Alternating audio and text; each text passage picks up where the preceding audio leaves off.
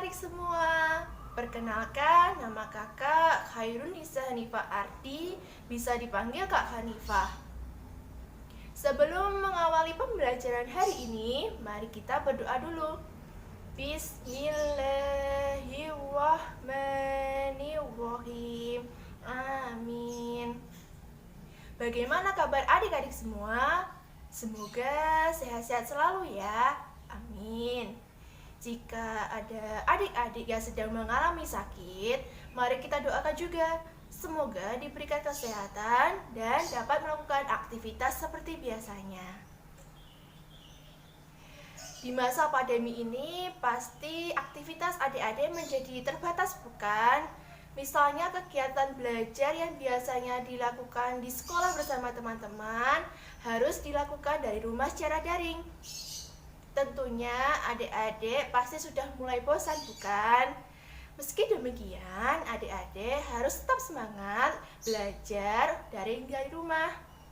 Dan kita doakan juga, semoga virus yang menyerang dunia cepat berlalu dan kita dapat melakukan aktivitas seperti biasanya. Hampir setiap hari pasti adik makan 3 kali sehari, bukan? Kita perlu makan karena kita butuh energi untuk melakukan suatu kegiatan. Makanan memiliki gizi yang dibutuhkan oleh tubuh, karena makanan yang kita makan akan menjadi energi. Nah, mari kita menyanyikan lagu Anak Sehat. Aku anak sehat, tubuhku kuat, karena ibuku rajin dan cermat. Sewaktu aku bayi selalu diberi ASI, makanan bergizi dan imunisasi. Selanjutnya, apa saja organ pencernaan manusia? Yaitu yang pertama adalah rongga mulut, kerongkongan, hati, kantung empedu, lambung, pankreas, usus halus, usus besar, rektum, dan yang terakhir adalah anus. Nah, di sini kakak akan membahas tentang sistem pencernaan manusia. Kakak di sini mengambil materi IPA kelas 5 semester 1. Kita langsung saja bahas tentang sistem pencernaan manusia. Sistem pencernaan manusia adalah sebuah sistem yang membantu manusia dalam mencerna makanan dan minuman yang dikonsumsinya menjadi zat yang lebih mudah dicerna oleh tubuh dan diambil berbagai kandungan di dalamnya yang berguna untuk organ dalam dan bagian tubuh secara keseluruhan. Sistem pencernaan manusia meliputi pertama, proses memasukkan makanan ke dalam mulut disebut ingesti. Kedua, proses mengubah makanan menjadi lembut oleh gigi disebut pencernaan mekanik. Ketiga, proses mengubah molekul makanan kompleks menjadi sederhana oleh enzim, asam, dan air disebut pencernaan kimiawi. Dan yang terakhir adalah penyerapan nutrisi dan pembuangan kotoran disebut proses penyingkiran. Nah, di sini kakak akan menayangkan sebuah video tentang sistem pencernaan manusia.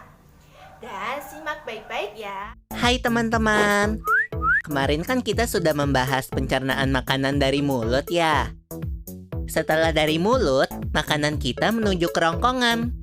Kerongkongan adalah suatu saluran seperti tabung sepanjang 20 cm yang menghubungkan antara rongga mulut dengan lambung. Di dalam kerongkongan terjadi gerakan peristaltik, yaitu gerakan meremas-remas yang dilakukan oleh dinding kerongkongan untuk membuat makanan terdorong masuk ke dalam lambung. Berarti tujuan selanjutnya ke lambung ya, Pipo? Betul, Bol. Lambung adalah bagian dari organ pencernaan manusia yang paling elastis. Lambung berbentuk seperti kantong dan terletak di dalam rongga perut sebelah kiri atas. Di dalam lambung, makanan mengalami pencernaan secara mekanis dan kimiawi. Pencernaan mekanis dilakukan oleh dinding atau otot lambung yang meremas dan mengaduk makanan. Pencernaan kimiawi dilakukan oleh getah lambung yang dihasilkan oleh kelenjar getah lambung. Getah lambung mengandung enzim pepsin, enzim renin, dan asam klorida. Enzim pepsin berfungsi untuk memecah protein menjadi pepton. Enzim renin berfungsi untuk mengendapkan protein susu menjadi kasein. Asam klorida atau HCl berfungsi untuk mengasamkan makanan dan membunuh kuman yang masuk bersama makanan. Nah, habis ini makanan kita pergi ke toilet ya? Hihihi. Ah, kamu ini belum, Bol. Selanjutnya, makanan dicerna di usus halus dulu. Usus halus merupakan usus terpanjang dalam saluran pencernaan karena panjangnya mencapai 6 hingga 7 meter. Di dalam usus halus terdapat cairan khusus yang membantu penyempurnaan pencernaan makanan. Oh iya, usus halus terdiri dari 3 bagian, yaitu usus 12 jari, usus kosong, dan usus penyerapan. Apa aja ya fungsinya? Usus 12 jari atau disebut juga duodenum memiliki panjang kira-kira 25 cm. Usus 12 jari mencerna makanan dengan bantuan getah pankreas dan getah empedu. Getah pankreas dihasilkan oleh kelenjar pankreas. Getah pankreas mengandung enzim-enzim berikut. Enzim amilase berfungsi mengubah zat tepung atau amilum menjadi zat gula atau glukosa. Enzim tripsin berfungsi mengubah pepton menjadi asam amino. Enzim lipase berfungsi mengubah lemak menjadi asam lemak dan gliserol. Kalau getah empedu dihasilkan oleh hati dan disimpan dalam kantong empedu. Getah empedu berfungsi untuk mencerna lemak. Selanjutnya, usus kosong atau jejunum terletak di antara usus 12 jari dan usus penyerapan. Usus kosong memiliki panjang sekitar 2,5 meter dan berfungsi untuk mencerna makanan dari usus 12 jari. Terakhir adalah usus penyerapan yang merupakan tempat penyerapan sari-sari makanan. Di seluruh permukaan dindingnya terdapat ujung-ujung pembuluh darah yang menyerap sari-sari makanan. Kemudian, sari makanan diedarkan melalui aliran darah ke seluruh bagian tubuh. Jadi makanan yang kita makan kembali lagi ke dalam tubuh kita ya?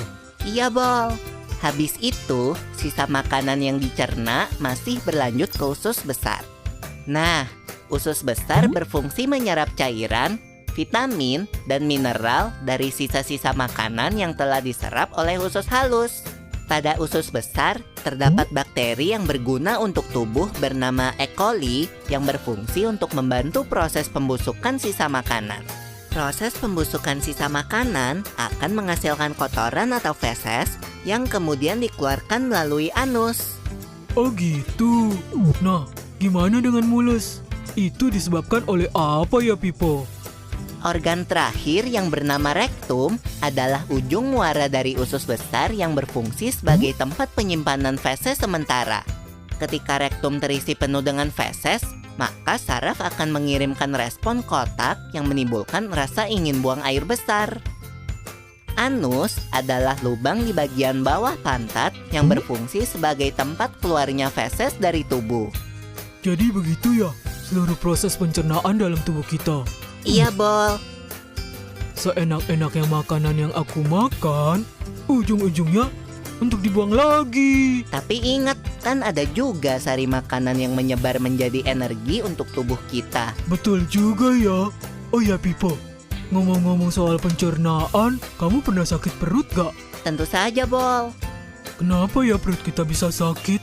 Nanti akan kita bahas bersama di video selanjutnya ya, Bol.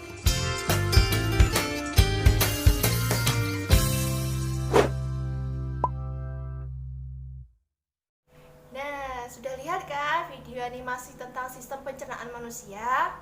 Selanjutnya, kita memasuki kesimpulan pembelajaran hari ini, yaitu saluran pencernaan merupakan bagian dalam tubuh yang menerima makanan dari luar dan mempersiapkan untuk diserap oleh tubuh dengan melalui suatu proses pengunyahan, penelanan, dan pencampuran dengan bantuan beberapa zat kimia yang disebut dengan enzim, dan biasanya terdapat di beberapa bagian organ pencernaan. Banyak sekali organ-organ pada tubuh untuk melakukan proses pencernaan. seperti organ mulut, gigi, hingga sampai ke anus.